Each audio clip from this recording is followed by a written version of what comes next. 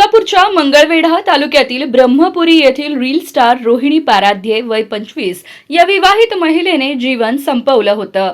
या घटनेनंतर संपूर्ण जिल्ह्यासह राज्यात खळबळ उडाली होती।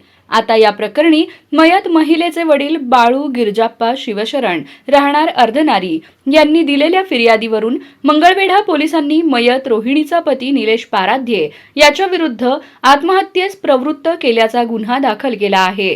तब्बल 23 दिवसांनंतर पोलिसांनी या घटनेची दखल घेतल्याने रोहिणीला खरा न्याय मिळाला असून तिला भावपूर्ण श्रद्धांजली असल्याची प्रतिक्रिया रोहिणीच्या फॉलोअर्समधून व्यक्त होत आहे। रोहिणी यांनी 26 मे 2026 रोजी दुपारी ग्रामपंचायत हॉटेलमधील स्वयंपाक खोलीत जीवन संपवलं होतं।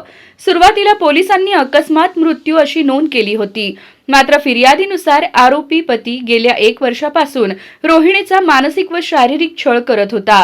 तिची इच्छा नसतानाही तिला हॉटेलमध्ये काम करण्यास भाग पाडणे, सतत वाद घालणे, शिवीगाळ व मारहाण करणे अशा त्रासाला कंटाळून तिने हे पाऊल उचलल्याचं बोललं जात आहे।